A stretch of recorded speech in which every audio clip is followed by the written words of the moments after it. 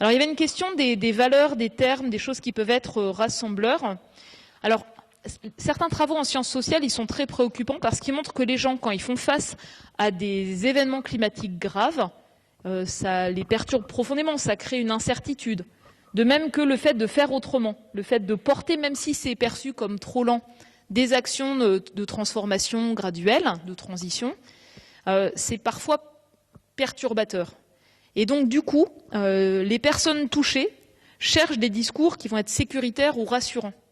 Et donc, parfois, on a un cercle vicieux où plus on est affecté par un climat qui change, plus on va chercher des boucs émissaires quelque part, plutôt que, de manière un peu lucide et éclairée, se dire on se relève les manches, on regarde nous ce qu'on peut faire et on se met en mouvement pour agir sur les causes.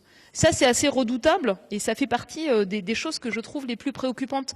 Je pense par exemple au moucheron là, qui vient parce qu'on a des hivers plus doux, qui transmet la fièvre épizootique hémorragique, qui sape les revenus, la trésorerie des éleveurs en Occitanie et finalement qui est un des déterminants d'une crise agricole où on prend la protection de l'environnement en bouc émissaire par rapport à des situations totalement injustes socialement, économiquement, et pour lesquelles la dégradation des écosystèmes ou le changement climatique vont faire qu'exacerber les problèmes.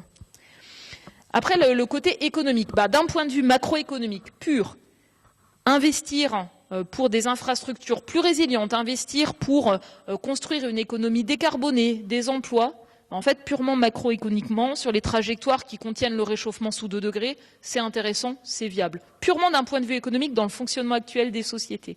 Ça n'intègre même pas le coût de l'adaptation, qu'on ne sait pas chiffrer, comme le dit la Cour des comptes. Ça n'intègre pas non plus le coût des pertes et dommages, qu'on a du mal à évaluer, et on pense que ce sera de l'ordre de 100 à 400 milliards de dollars nécessaires juste pour ça, à horizon 2030. Voilà.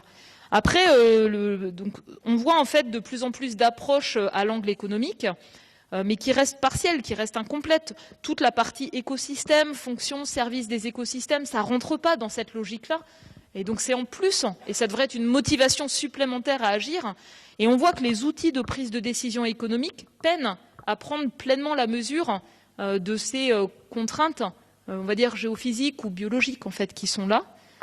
Donc moi, les choses utiles que j'ai vues, c'est par exemple la Cour des comptes qui regarde vraiment attentivement les questions d'adaptation, c'est nouveau, ou l'inspection générale des finances qui prend à bras le corps en fait, qui se forme pour arriver à intégrer dans les politiques économiques ou financières ces enjeux-là, comme la Banque de France dans sa politique monétaire. C'est nouveau et ça doit monter en puissance.